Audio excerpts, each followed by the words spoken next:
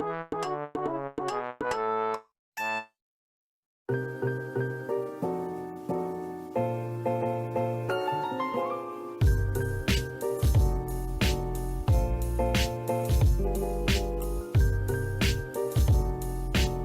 안녕하세요. 저는 필명 화가라는 이름을 쓰고 있는 이상미 작가입니다. 시타를 위하여라는 작품으로 네이버에서 데뷔를 했고요. 현재는 킹스메이커라는 작품으로 카카오 페이지에서 연재를 진행하고 있습니다. 제가 12학번으로 학교에 들어가게 됐었고요. 그리고 3년제를 졸업한 이후에 1년 동안 작품 활동을 하고 그 다음 학교에 1년 동안 작업을 하고 졸업을 했으니까 2017, 18학년도 정도에 졸업을 했던 것 같네요.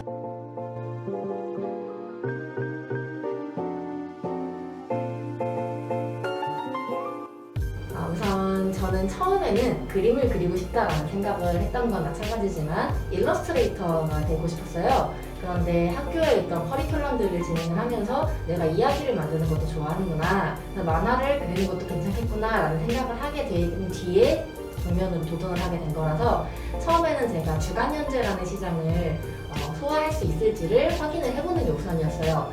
그래서 처음에 나갔던 공모전에서 네이버가 12화짜리 만화자랑 단편의 기회를 먼저 줬던 거죠. 그래서 그걸 진행을 하면서 제가 조금 벅차게 마감을 진행을 했었고, 그래서 그 다음에도 조금 길어진 16화 정도의 작업을 진행을 하면서 이제는 내가 조금 나의 작업이 그런 내일에 좀 올랐다라는 게 확신이 든 다음에 시도를 하는 게 킹스메이커예요. 그래서 이 작품은 지금 현재 장편으로 잘 연재를 하고 있습니다.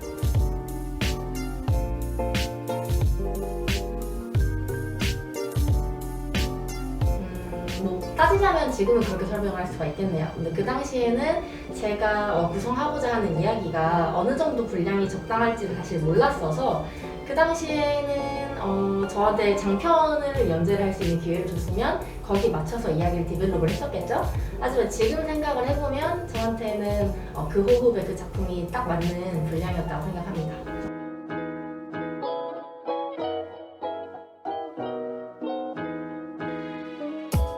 네, 제가 학교를 다닐 때 학교에 오지 여행 사진작가분이 방문하셨던 적이 있어요. 저희 학교 같은 경우는 일반적인 인문학보다는 조금 더 직접적으로 콘텐츠를 만들거나 사람들이 이제 학교를 졸업을 했을 때 바로 이제 사회에 나갈 수 있는 실무 중심의 작업을 가르치고 있잖아요. 네팔이 아직 카스트 제도가 남아있어요. 그러니까 신분 제도인데 가장 아래 계급에 있는 사람들은 상인 활동을 할 수가 없어요.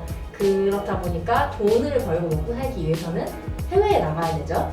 그래서 그 친구들을 위한 조그마한 도서관을 하나씩 만들어주는 봉사활동을 하는 분이 계셨는데 그분이 우리 학교에 방문을 하셔서 이 학교에 있는 친구들은 실제로 뭔가 문화 콘텐츠를 만드는 친구들이니까 학교의 대학생들을 몇 명 뽑아서 같이 봉사활동을 하고 오면 좋겠다라고 학교에서 몇 명을 선별해서 네팔에 방문한 적이 있는데 그때 제가 쿠마리를 실제로 보고 굉장히 큰 감명을 받아서 그 봉사활동에서 돌아온 다음에 구상하게 됐던 게 시타를 위하여라는 작품이고요.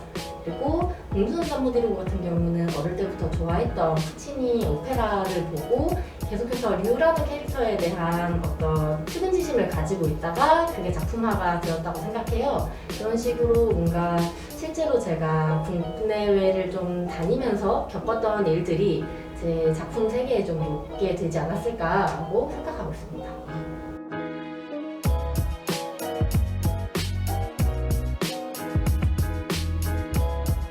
지금까지 도움이 될 수 있을 법한 작법서라고 하면 스콧 맥클라우드의 만화의 이해라는 책이 만화 작법에 좀 도움이 될 것 같은데요. 그 도서보다 지금은 조금 더 이해하기 쉽고 실무에 가까운 책들이 한 2권 정도 더 추천을 드릴 수가 있을 것 같아요. 한 권은 사이토 나오키 씨의 잘 그리기 금지라는 책인데요. 이 책은 작가 자신이 가져야 하는 어떤 멘탈적인 흔들림이나 본인이 어떤 식으로 작업을 해야 될지 모르겠을 때 자기 PR을 어떻게 해야 될지 모르겠을 때 참고가 될 만한 좋은 얘기들을 담고 있고요.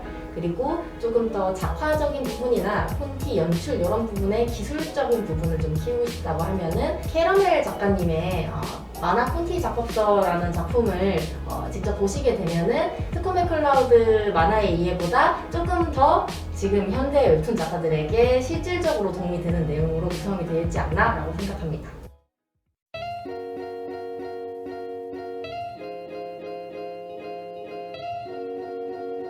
네이버 같은 경우는 모든 독자님들 그리고 모든 작가님들이 원하는 꿈의 웹툰 플랫폼이라고 생각을 할 수 있는데 가장 큰 장점은 많은 독자풀을 가지고 있다는 점이 아닐까 싶어요. 자신의 작품이 어떤 메이저한 주제일 때도 당연히 많은 독자님들에게 보이고 있겠지만 주제가 좀 마이너한 계열이라고 하더라도 그 안에서 가장 많은 독자님들을 보유하고 있는 플랫폼이라면 자신의 만화를 봐줄 사람들을 많이 찾을 수 있을 테니까요. 하지만 모든 작가들이 전부 네이버에서 연재하는 건 어렵겠죠. 조금 극단적인 예를 들어보면 BL 같은 경우는 봄툰 같은 플랫폼에서 좀 주력으로 어필을 하고 있잖아요. 그리고 또 로맨스 판타지 같은 경우는 카카오 페이지에서 좀 더 주력으로 어필을 하고 있죠. 그런 식으로 본인이 그리는 작품이 어떤 후보군들을 독자로 두고 있는지 자신의 작품의 특징이 어떤지를 좀 생각을 해보고 1순위로 네이버에서 연재를 할 수 없다면 자기의 작품을 조금 더 잘 어필해 줄 수 있는 플랫폼 그리고 내 작품을 좋아하는 독자들이 많이 모여있는 플랫폼을 선택하는 것도 좋은 하나의 방법이 될 거라고 생각을 하고요. 저 같은 경우는 네이버에서 연재를 하면서 이제 첫 데뷔를 거기서 했기 때문에 많은 독자님들을 좀 모을 수 있는 좋은 기회가 됐었고요. 그 다음으로 지금 킹스메이커를 연재하고 있는 카카오 페이지 같은 경우는 제 작품의 색이 조금 진보적이고 그리고 좀 해피엔딩을 추구하는 그런 작품이기 때문에 카카오 페이지에서 작업을 하면서도 독자님들이 계속해서 따라와 주셔서 그 부분이 굉장히 저한테 도움이 많이 됐어요. 이런 부분이 여러분들 작업을 하시거나 플랫폼을 목표로 하실 때 좀 고려 대상이 되었으면 좋겠습니다.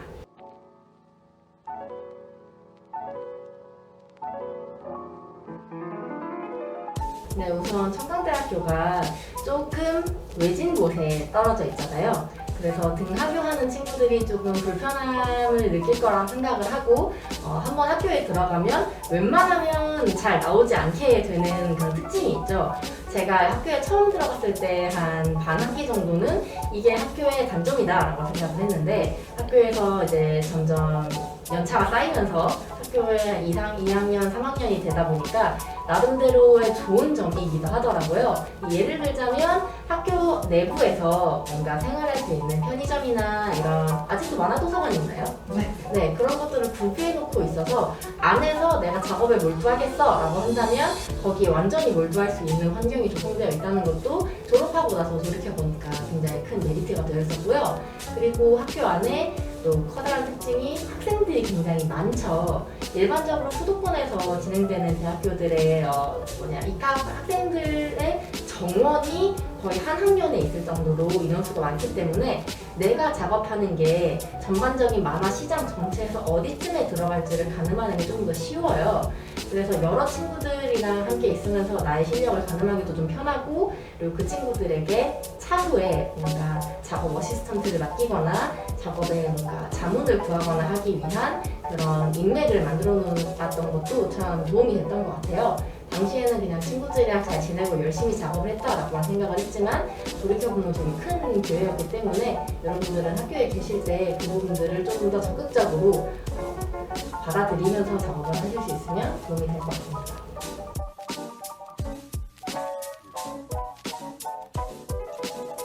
원래부터 저는 하고 싶은 얘기가 좀 많은 작가였기 때문에 차기작을 완결이 나기 전에부터 준비를 하고 있었고요. 바로 얼마 전에 네이버에서 공모전이 있었는데 그때 공모전에 참가를 했다가 지금 여러 플랫폼에서 좀 제의를 받았어요. 지금은 계약서를 조율하는 단계고 아마 킹스메이커가 완결이 나고 나면은 오랜 시간이 지나지 않아서 차기작을 보여드릴 수 있지 않을까 생각하고 있습니다.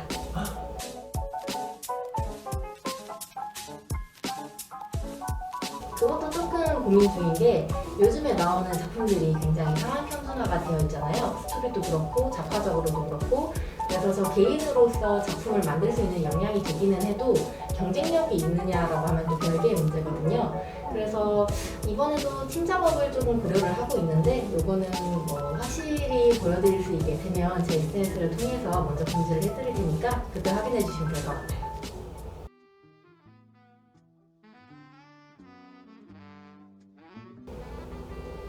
네, 저 먼저 경험을 진행을 하게 되면서 달라진 점은 제가 생각하지 못했던 부분을 다른 작가님이 같이 보충하면서 더 완성도 있는 작품이 나올 수 있다는 부분인 것 같아요.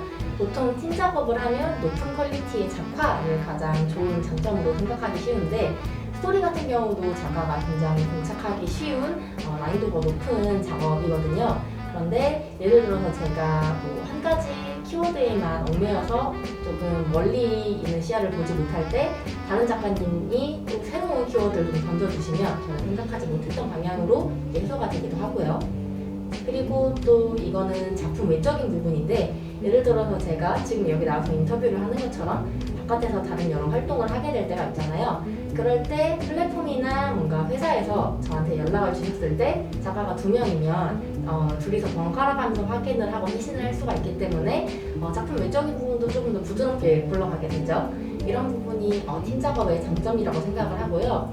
당연히 팀 작업의 단점은 작가는 기본적으로 자기의 이야기를 하는 사람이기 때문에 자기가 하고자 하는 얘기랑 상대가 다른 방향으로 진행을 하고 싶어 할 때 마찰이 생겨요. 혹은 마찰이 아니더라도 한쪽에 뭔가 의견이 너무 높거나 한쪽이 조금 더 사회적으로 먼저 데뷔를 해서 이름을 가지고 있는 작가면 다른 한쪽이 좀 흡수가 되거나 혹은 한쪽을 따라하게 되는 식으로 문제도 좀 생길 수가 있어요. 그래서 항상 자기가 가고자 하는 부분의 심지를 확실하게 잡되 상대방의 의견에 조금 오픈을 하고 있어야 하고, 그러니까 중도를 좀 지켜야 된다는 얘기죠. 그리고 작품이 원활하게 진행이 되려면 당연히 마감 기한을 좀 잘 지켜야 돼요. 본인이 뭔가 어딘가에서 마감을 밀리게 되면 이후에 작업 공정에서도 밀리고 그 후에 플랫폼에서도 밀리게 돼서 결국 최종적으로는 작업물이 잘 공개될 수 없다라는 결과가 되기 때문에 내가 타인과 협업을 하고 있다는 걸 항상 고려해 주는 게 특히 작가들에게 중요한 지점인 것 같습니다.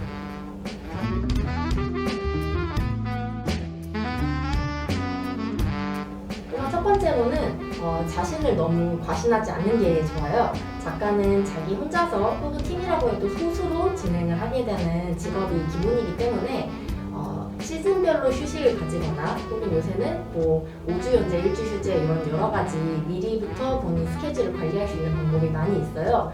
되도록 그런 부분을 많이 확보를 해두시고 그리고 세이브 원고도 많이 만들어 놓는 게 좋겠죠. 그리고 그런 식으로 본인의 어떤 일정적인 부분 스케줄도 당연히 잘 관리를 해야 되겠지만 체력적인 부분도 굉장히 중요하거든요. 제가 학생 때도 항상 뭔가 신체적으로 문제가 있거나 뭐 스트레스를 많이 받거나 할 때 가장 먼저 병원에서 하는 말들은 운동을 해라 라는 얘기였는데요. 사실 너무 당연한 얘기고 늘 듣던 얘기니까 당연히 운동해야지 라고 생각을 하고 다시 한쪽 귀로 흘리기가 되게 쉬웠는데 결국은 나중에 나이를 먹으면 운동을 하게 되고 운동할 시간이 없어서 운동을 하지 않으면 시간을 추가로 내서 병원을 다니게 되더라고요. 반드시 여러분들이 건강하실 때 먼저 체력을 기르고 잠 그리고 운동 그리고 잘 먹는 식사를 어렵겠지만 꾸준히 챙기시기를 좀 권장드리고 싶습니다.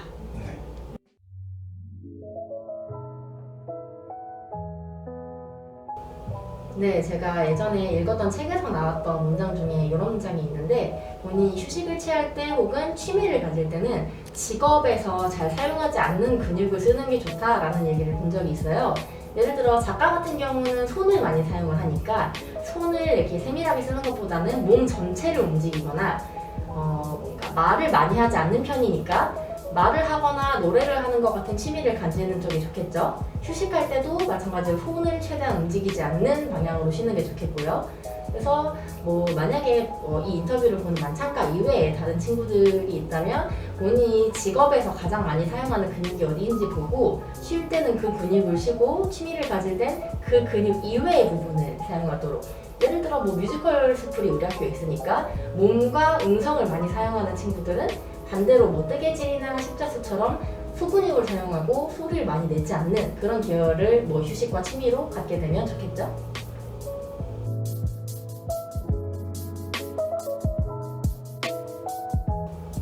사실 지금의 독자님들은 본인이 원하는 취향을 소품종 다량 생산이 아니라 다품종 소량 생산으로 정확하게 내가 원하는 장르는 이것이고 이런 캐릭터가 좋아 라는 게 좀 정해져 있으신 경우가 많아요. 예전에 비해서.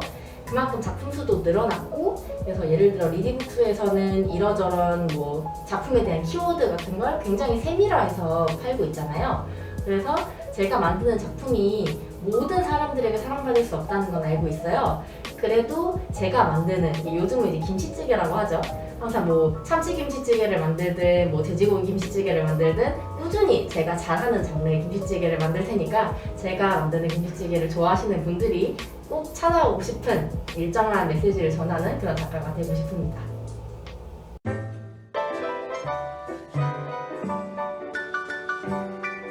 앞에서 뭐 운동에 대한 얘기도 했고 건강을 챙기라는 얘기도 했으니까 그거보다도 더 강조할 만한 것이 있다면 하나밖에 없을 것 같아요. 마감을 지키는 습관을 좀 가졌으면 좋겠어요. 사실 작가가 되기 위한 뭔가 필요한 조건 같은 게 있다라고 하면 뭐가 있을까라고 물어봤을 때 가장 많이 얘기하는 게 뭐 그림을 잘 그려야 되겠다라거나 스토리를 잘 짜야 되겠다라거나 여러 가지를 좀 얘기를 하지만 사실 요즘 SNS들을 보다 보면 그림을 잘 그리거나 스토리를 잘 짜는 사람들은 굉장히 많아요. 발에 채일 정도로 많은데 그 친구들을 아마추어랑 프로로 가르는 가장 큰 결정적인 차이가 마감을 할 수 있느냐 없느냐라고 생각을 하거든요. 왜냐하면 한국에서 지금 만화는 웹툰 시장에서 가장 많이 판매가 되고 있고 웹툰은 주에 한 번씩 마감을 해야 되는 좀 하드코어한 일정을 가지고 있잖아요. 그래서 매주 마감을 해낼 수 있는 능력이 없으면 사실 한국에서 만화를 그리는 건 굉장히 어려워요. 그래서 내가 만약에 내 힘을 맥시멈으로 냈을 때 120%까지 할 수 있는 사람이라고 하더라도 작업을 하다 보면 매주 연재에 있어서는 잘해야 80%, 보통 내가 가진 실력이 한 60%짜리 작품만 매주 나오게 되거든요. 그럼 거기에 대한 독자님들의 반응이 아쉬울 때 혹은 악플이 달렸을 때 내가 원하는 스토리의 어떤 퀄리티에 미치지 못했을 때 실망하기가 쉬운데 그러지 말고 내가 마감을 항상 성실하게 해내고 있다는 것 자체가 가장 큰 나의 장점이라고 생각을 하고 뭔가 포트폴리오를 만들 때 혹은 연재를 준비할 때 항상 정해진 기일에 맞춰서 일정한 퀄리티를 꾸준히 낼 수 있을 것을 1순위로 했으면 좋겠습니다.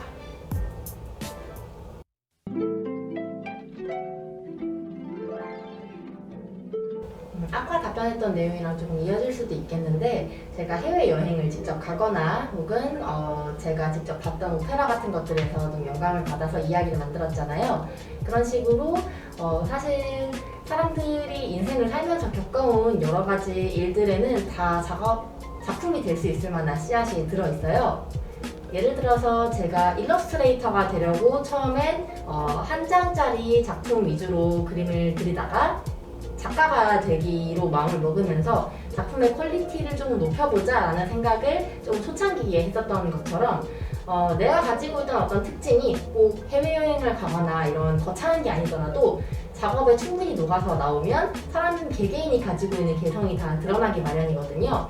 그래서 이미 있는 작품들에서 찾아보는 것도 당연히 도움이 되겠지만 내가 어떤 경험을 했고 내가 느꼈던 것들이 무엇이고 내가 좋아하는 것들이 무엇인지를 조금 생각을 해보다 보면 그것들이 작업에 녹아나와서 좀 개성적이고 좋은 작품이 될 수 있지 않을까 생각합니다.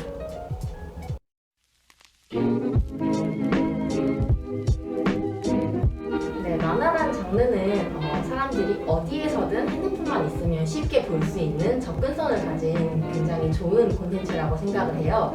그래서 본인이 하고자 하는 이야기를 많은 사람들에게 읽힐 수 있다는 게 굉장히 매력적이고 작가로 데뷔를 하고 났을 때 다른 직업을 선택하지 않길 잘했어 라고 말할 수 있을 정도로 굉장히 사랑스러운 직업이라고 생각하거든요. 그래서 거기까지 가는 길이 좀 힘들거나 내가 잘못하고 있는 것 같아 혹은 내가 부족한 것 같아 라는 생각이 들더라도 좀 포기하지 않고 그리고 제가 청강문화한국대학교의 동문 졸업생인 것처럼 학교에는 이제 상주하고 계시는 교수님들이나 선배님들이 계시잖아요. 그런 분들을 찾아가서 뭔가 이야기를 듣거나 도움을 요청하는 걸 두려워하지 않았으면 좋겠어요. 저 같은 경우도 SNS에 사실 이메일이나 이런 걸 좀 오픈해놓는 편이거든요. 간혹 한 번씩 저한테 뭔가 충고나 격언을 바라는 친구들이 오는데 그런 걸 좀 오픈하고 있으니까 언제든 하고 싶은 얘기가 있거나 그렇다면 저한테 연락을 주셔도 좋을 것 같습니다. 네, 감사합니다. 이상 인터뷰를 마치도록 하겠습니다. 감사합니다. 감사합니다.